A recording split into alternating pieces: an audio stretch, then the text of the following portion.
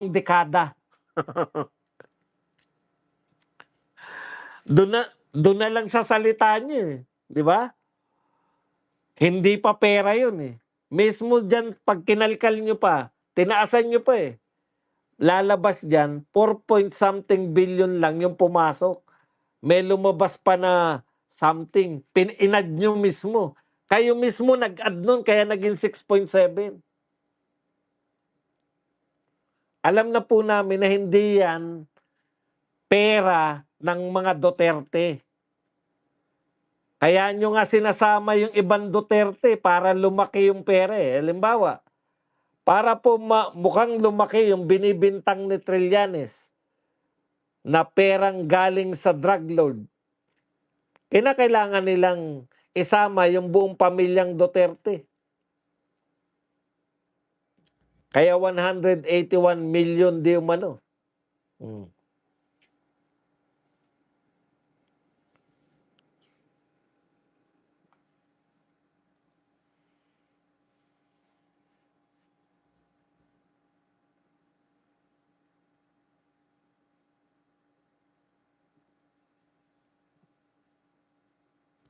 Ito po yung lead counsel ng third impeachment complaint versus VP Sara.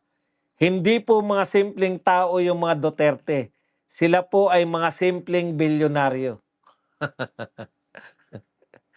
Mga Duterte pa, hindi na lang si VP Sara. Kinakailangan kasi mga Duterte. Okay. Wala po. Kung problema na po yung pagiging bilyonaryo, kung makasalanan po, ipakulong nyo na rin po si Rason, ipakulong nyo rin. Parang ano no, parang kasalanan pa maging simple. Galit na galit sila kasi sinasabi natin at pinapakita po ng mga Duterte na si ano po ay mga simple. Ano pangalan nun? Si kasi 'di ba simple lang ang pamumuhay. Hindi po ibig sabihin ng simple ay hikahos.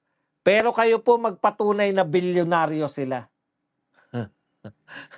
At 'pag napatunayan yung bilyonaryo sila, patunayan marami po kayong patutunayan sa Senado, eh. 'Pag hindi niyo po napatunayan na bilyonaryo 'tong mga tao, mga si VP Sara, guho-guho na yang mga ano niyo, mga akusasyon niyo. Iharap niyo si Madriaga, iharap niyo si Trillanes, kasi 'pag hindi niyo po iniharap si Trillanes at Madriaga sa Senado, ano po ibig sabihin niyan? Oh, ang ibig sabihin niyan, paninira lang. Tagumpay ba sila Luistro? Tagumpay. Kasi yun lang ang trabaho ni Luistro, kanya-kanya silang trabaho, eh. Trabaho naman ni Sandro Marcos ngayon, mangalap ng mga pipirmang congressman para madala yan sa Senado. Okay. Hindi nyo ba napapansin 215 something, hindi ko na alam kung 215 o 217 yung pumirma last year. Wala pa po ganitong mga hearing, 217 yung pumirma. Bakit po kaya ngayon hindi na kayo makakaabot ng 200? Alam nyo kung bakit? Madali lang magpapirma noon kasi mayroong tinanggap yang mga yan. Kami ba nagsabi niyan? Si Chanco nagsabi niyan, isang congressman. May bayad yung pirma nila. Ngayon po, naghihikaos. Iba po si Martin, eh. Si Martin po, mahilig magbayad. Eto pong mga namamahala ngayon para magpapirma, si Sandro Marcos. Napakabata pa. Wala po siya sa sharing, eh. May pangako ba sa inyo si Marcos? Tangina, yari kayo. Ano kayo ngayon? Maghahanap kayo ng pera? Alam niyo po, Mahihirapan po sila ngayon na makakuha ng pera. Kaya hindi ako naniniwala na aabot yan ng 200. 'Pag hindi po umabot ng 200 yan, luwistro. Eto na lang. Sige. Kunwari walang bayaran. Sige, kunwari walang bayaran tayo.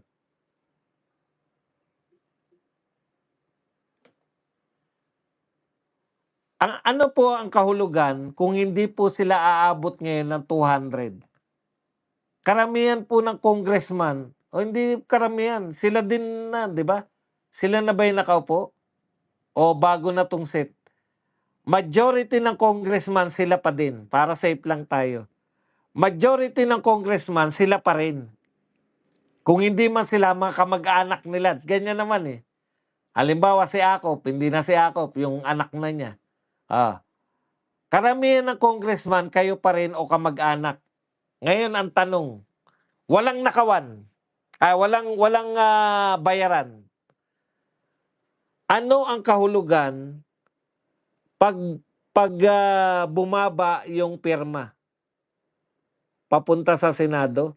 Ibig sabihin hindi epektibo yung ginawa mo, Jinky Luistro, Beatrix. Hindi kasi nabawasan pa, eh. Ibig sabihin nanood sila, puta dati silang pumirma, nung napanood yung hearing, ayoko nung pumirma. Wala pala kaming ebidensya. Buti pa nun hindi ko alam na wala kaming ebidensya kaya pumirma ako. Ngayong ngayong nila nakita na, ay hindi na ako pipirma. Yun po ang sasabihin namin. Oo. 'Pag sinabi niyong, hindi totoo yan." O ano ngayon? Bayaran, babayad. Walang bayad ngayon, gano'n? Pangako lang ngayon. Ang alam ko pangako lang ngayon, takutan lang ngayon, eh. Ayon kay Pulong, si Pulong nagsabi nito, yun daw pong nakatoka na sa inyo, budget na. Pipigilan pa dahil 'pag hindi kayo pumirma. Buti pa kay Martin may pera, ngayon takot lang.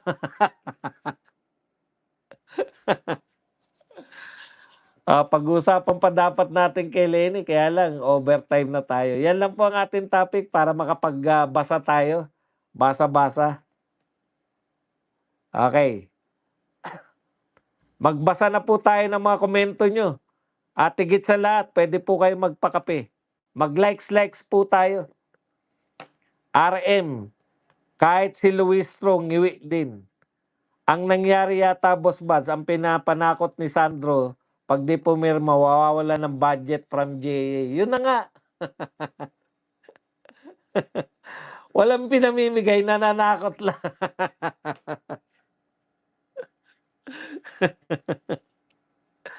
Si D, Boji D, may silbi ka ba talaga? Wag mo lang ipakita na wala ka talagang silbi, wala wala man lang. Basta pray na lang natin si BP everything okay sa ginagawa nilang hindi katotohanan. Na-imagine niyo po kung gaano katatag yung mga Duterte, 'no? Tayo follower lang, naririndi tayo 'pag nanonood. 'Pag nanood ka ng ng impeachment, hearing, maririndi ka, 'di ba? Hindi ba kayo naririndi? Ako naririndi. Puta, alauna na pa. Magbibirada na pala kami, hindi pa ako nananangalian. Boss Bas, kaya pala malakas ang loob ni AMLAC Boy tumistigo sa Congress. Pinangakuan pala na bibigyan ng 5 sakong pigrolak. Eto po ang mga huling pahayag ni Boy B, Boy Boy Buds.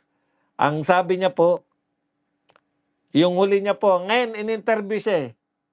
Eto po ang interview ng AMLAC kasi parang sila na yung nagiging kontrabida, eh. Sabi ni AMLAC Boy,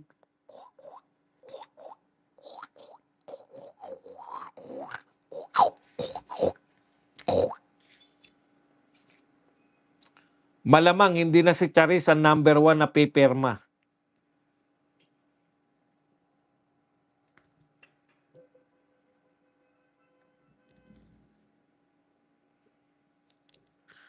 Dami speaker lang si D. Elijah, you cannot judge the book by its cover.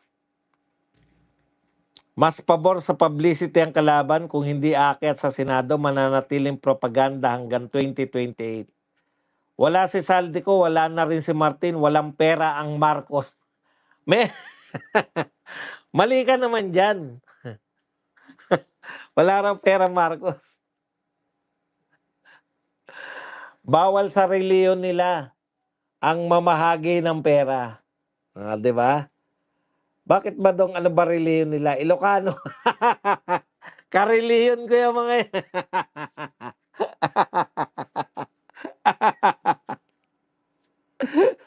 Nakermet apo. Wala si Saldico, wala. Ang ending pala boss, ang magiging probable cause, yung death threat ni VP Sara kay BBM, wala na lahat testigo, discredit. Correct. Good day, amigo Buds. Amigo, Saldi, good day sa'yo. Like Dan Serbadong. Nanakot kasi damay daw sila sa 2028. Malas yung tumanggap ng maleta. Tulad ng congressman namin. Yari talaga kayo. Pasensya na boss Buds, hawig mo talaga si Matibag. Lamang ka lang ng isang taong paligo. Karamihan sa mga public officials ngayon ang lulusog, parang nasobrahan sa PD. Also, amigo, Pepa lang. May karapatan ba mag-decide si Luistro kung talagang may probable cause? Ang tanong mo may karapatan? Nagbotohan na nga sila, unanimous. Hindi na po karapatan yan, talagang ano pa nila yan. Pigtail sa baboy, Sir JCC. 1 PM na nga po, wala po ba kayong birada mamaya? Meron po. Hi, Miss Tina. Kaya maliligo na ako after nito, susubo ng konti. Si Baboy, bar top pa naman, bakit hindi nila alam na bawal yung ginawa nila? Ako boss, may kilala rin akong top notcher, ang galing taga Quiapo. Ang bilis tumakbo. Yung aura ni Congresswoman Barber Sayring parang nagtatrabaho sa cabaret. Grabe naman kayo, wag naman ganun. Maganda lang talaga yun si Ma'am, in fairness naman po, isa siya sa mga magagandang magagandang congresswoman. Kayo naman, no. Boss Buds, nakakainis manood ng hearing. Good day, Sir Buds. Yan. Anong sinabi ng SC tungkol sa hearing kahapon para pahiya si Juan Bol?